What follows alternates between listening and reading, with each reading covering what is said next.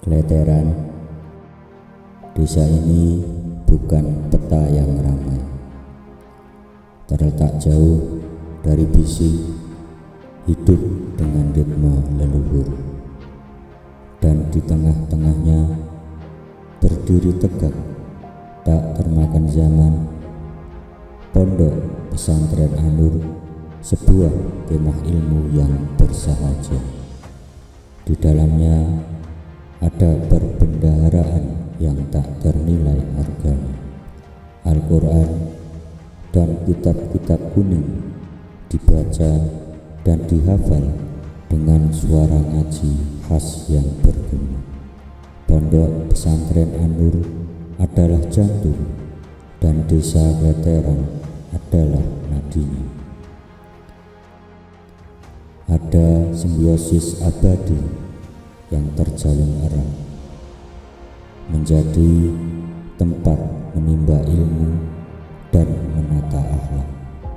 Dari tempat inilah terpancar cahaya ilmu dan adab. Di antara cahaya itu tumbuh satu nama yang membawa harapan baru generasi penerus. Di Pondok Pesantren An-Nur lahirlah sosok yang kelak meneruskan lentera perjuangan Bapak Kiai Haji Umar Rohmat dan Bunyai Hajah Zairatul Munawwarah. Gus Muhammad Ulil Azmi lahir pada tanggal 6 Agustus 1991 dari garis buyut beliau Simbah Kiai Hasim. Kelak beliau mewarisi semangat yang tak kenal menyerah dari kakek beliau Simbah Kiai Rohmat. Kelak beliau mewarisi istiqomah dan ketegasan ilmu, dan dari kedua orang tua beliau mewarisi amanah untuk menjaga cahaya An-Nur. Gus Azmi adalah putra ketiga. Kakak beliau Ning Izzatun Nisa dan Ning Kuni Fariha lebih dulu ditempa disiplin. Mereka adalah panutan dalam kesabaran dan ketaatan. Dan di belakangnya ada Gus Muhammad Wildan sebagai putra keempat yang ikut menyaksikan dan mencontoh langkahnya. Waktu berjalan dan dunia pun berubah cepat. Dari balik tembok Pondok Pesantren An-Nur yang membesarkannya, Gus Azmi bukan sekedar putra kiai. Beliau adalah penerus, meninggalkan kenyamanannya, merangkul takdirnya sebagai seorang santri yang haus akan ilmu. Beliau harus ditempa menuju sebuah tempat baru, menuju asrama yang sesak dan panas.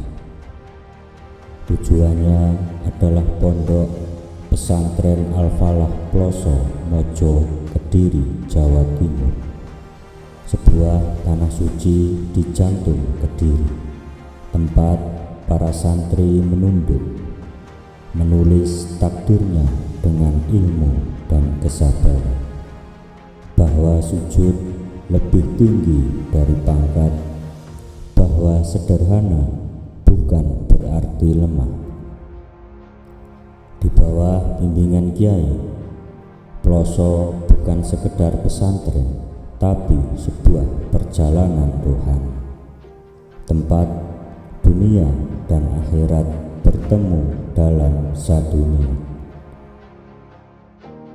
Dari Pondok Pesantren Al-Falah Ploso Mojo Kediri, langkahnya berlanjut ke utara menuju tanah penuh karomah, Pondok Pesantren Al-Anwar Sarang Rembang.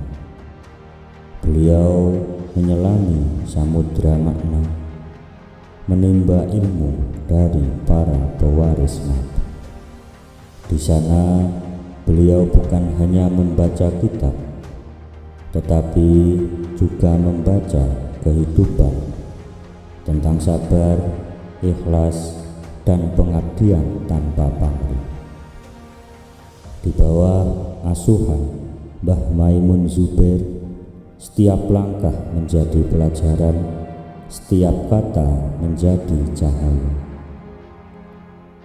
Setelah bertahun-tahun menapaki jalan ilmu, melangkah di bawah naungan kitab dan doa, beliau kembali ke kampung halaman Pondok Pesantren An-Nur Kleteran, menapaki hari-hari baru dengan langkah yang mantap, hati penuh rasa syukur, serta tekad menebar manfaat.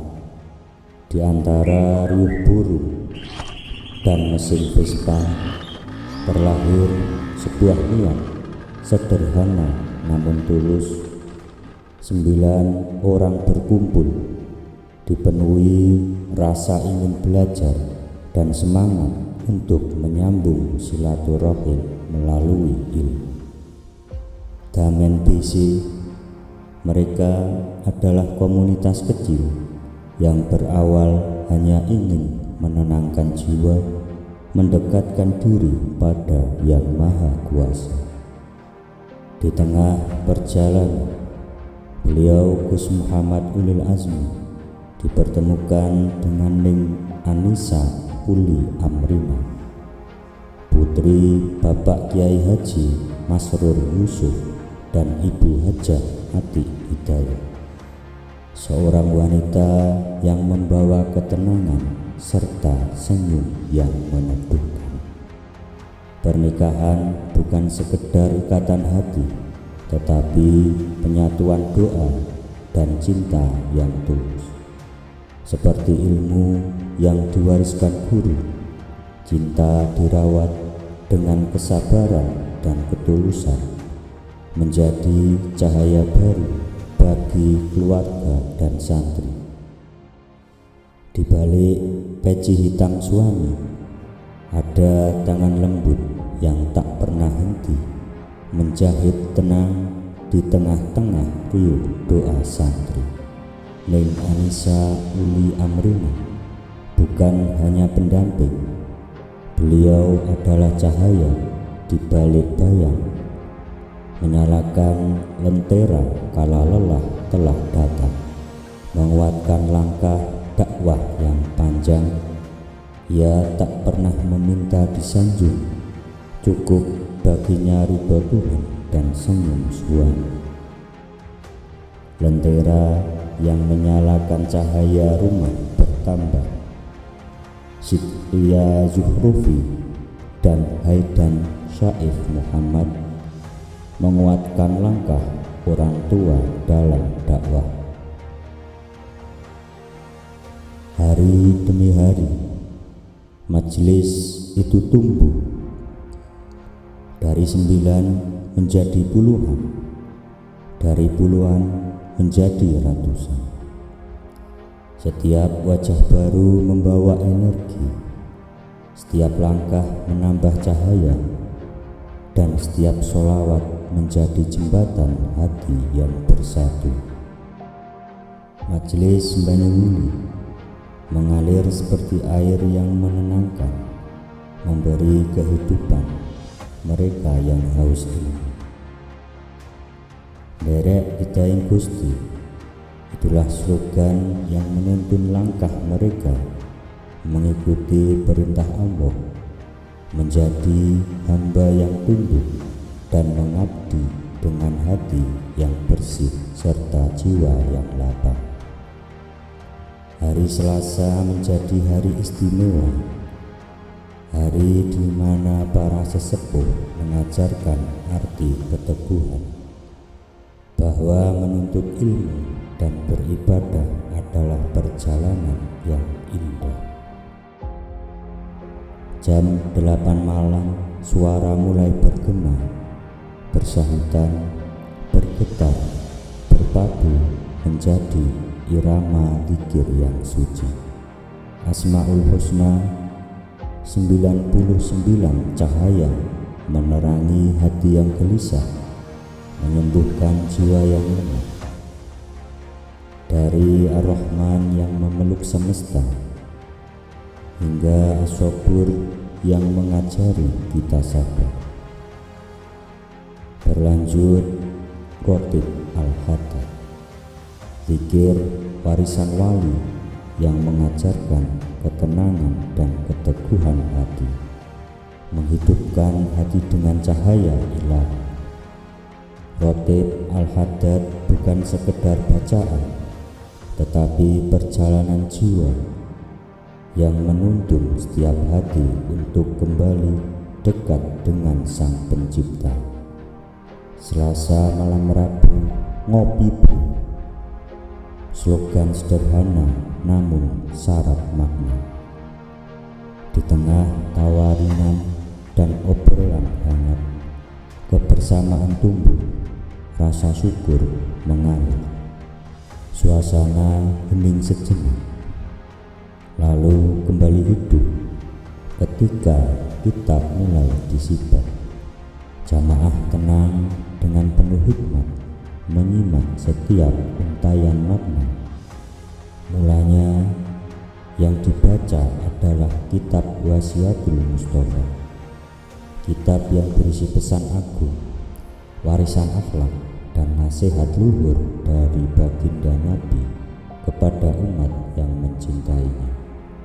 Dari huruf-huruf di dalam kitab Wasiatul Mustafa lahir pencerahan di dalam dada, dan majelis yang sederhana terpancar keberkahan yang luar biasa. Lembaran ilmu baru, kitab Naswaihul Ibad, menyingkap nasihat bagi setiap hamba tentang etika, ibadah, dan adab. Setiap ayat, setiap nasihat adalah cahaya yang menuntun umat.